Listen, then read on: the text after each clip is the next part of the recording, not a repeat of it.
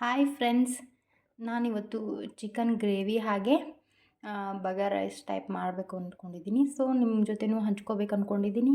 ಚಿಕ್ಕ ಈರುಳ್ಳಿನ ಈ ರೀತಿ ಕಟ್ ಮಾಡಿದ್ದೀನಿ, ಹಸಿಮೆಣ್ಸಿಕಾಯಿ ಒಂದು 4, ಹಾಗೆ ಇಲ್ಲಿ ಶುಂಠಿ ಬೆಳ್ಳುಳ್ಳಿ ಪೇಸ್ಟ್, ಕೊತ್ತಂಬರಿ ಹಾಕಿದ್ದೀನಿ, ಸ್ವಲ್ಪ ಮೆಣಸು ಹಾಕಿದ್ದೀನಿ, ಸ್ವಲ್ಪ ಉಪ್ಪು, ಇದನ್ನು ಪೇಸ್ಟ್ ಮಾಡ್ಕೊಂಡಿದ್ದೀನಿ. ಇದು ಜೀರಾ ರೈಸ್.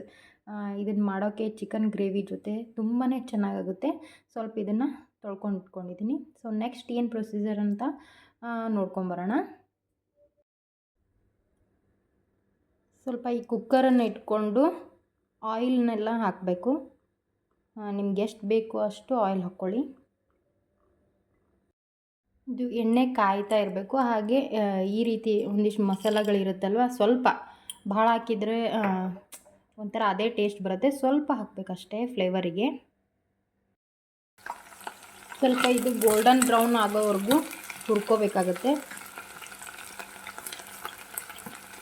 ಈರುಳ್ಳಿ,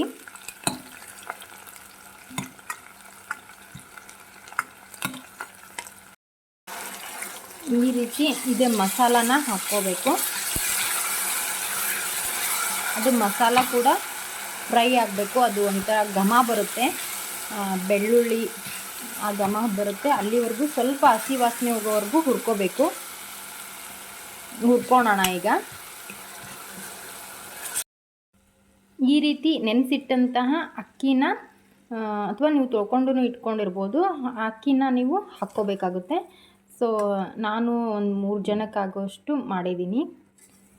ನೋಡಬಹುದು, ನಾನು ಈ ಗ್ಲಾಸಲ್ಲಿ 1.5 ಗ್ಲಾಸ್ ಅಕ್ಕಿ, ಅದ್ರ ಜೀರಾ ರೈಸ್ ತೊಗೊಂಡಿದ್ದೀನಿ.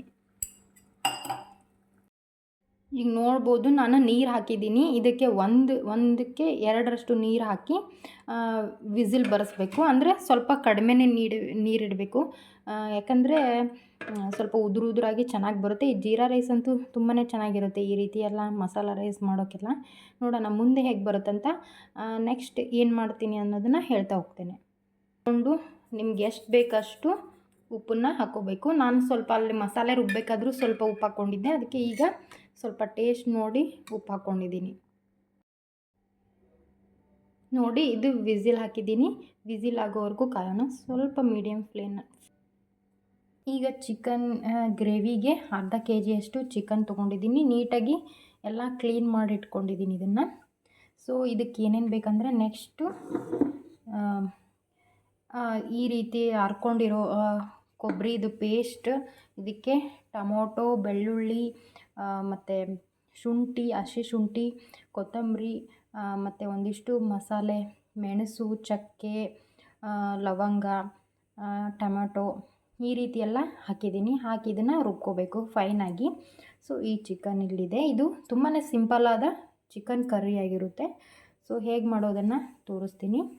ಎಣ್ಣೆನ ಹಾಕ್ಕೊಳ್ಳಿ.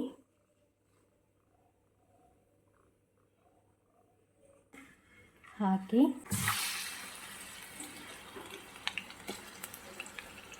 ಇದಕ್ಕೆ ಸ್ವಲ್ಪ ಉಪ್ಪು, ಅರಶಿನ, ಈ ರೀತಿಯಾಗಿ ಇದೆಲ್ಲ ನೀರು ಬಿಡ್ತಾ ಹೋಗಬೇಕು. ಅಲ್ಲಿವರೆಗೂ ಒಂದು ಲಿಡ್ಡನ್ನು ಕ್ಲೋಸ್ ಮಾಡಿ ಇಡೋಣ.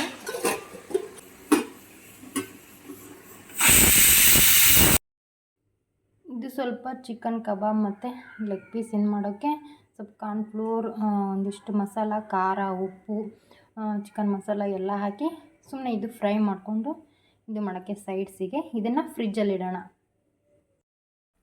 ಇದು ನೋಡ್ಬೋದು, ಈ ರೀತಿಯೆಲ್ಲ ನೀರು ಬಿಟ್ಟಿರುತ್ತಲ್ಲ, ಈ ರೀತಿಯಾಗಿ ಖಾರ, ಜೀರಾ ಪೌಡರ್, ಧನಿಯಾ ಪೌಡರ್ ಮತ್ತು ಚಿಕನ್ ಮಸಾಲ ಎಲ್ಲ ಹಾಕಿ ಸ್ವಲ್ಪ ಮಿಕ್ಸ್ ಮಾಡಬೇಕು ಇದನ್ನು. ಆಮೇಲೆ ಈ ಮಸಾಲಾನ ಹಾಕ್ಕೋಬೇಕು. ಈ ರೀತಿಯಾಗುತ್ತೆ. ನಿಮ್ಗೆ ಎಷ್ಟು ಬೇಕಷ್ಟು ನೀರು ಹಾಕ್ಕೋಬೋದು, ಅಥವಾ ನಿಮ್ಗೆ ಮಸಾಲೆ ಥರ ಗ್ರೇವಿ ಟೈಪ್ ಇರಬೇಕಂದ್ರೆ ಹೆಂಗೆ ಬೇಕು ಹಂಗೆ ಮಾಡ್ಕೋಬೋದು.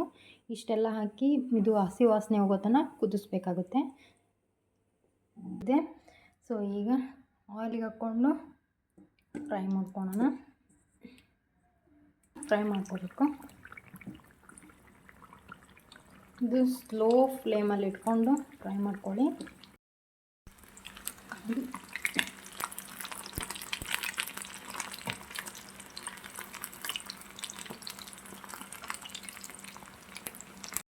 ಹೀಗಾಗಿದೆ ಬಗರ್ ರೈಸ್, ಕಬಾಬ್ ಹಾಗೂ ಚಿಕನ್ ಕರ್ರಿ. ನೋಡಿ ಹೇಗಾಗಿದೆ ಅಂತ ಕಮೆಂಟ್ ಮಾಡಿ, ಹಾಗೆ ನೀವು ಕೂಡ ಮನೆಯಲ್ಲಿ ಟ್ರೈ ಮಾಡಿ ಹೇಳಿ. Thank you for watching friends. Please support ಮಾಡಿ, ನನ್ನ ಚಾನಲ್ಗೆ ಸಬ್ಸ್ಕ್ರೈಬ್ ಮಾಡ್ಕೊಳ್ಳಿ. Thank you.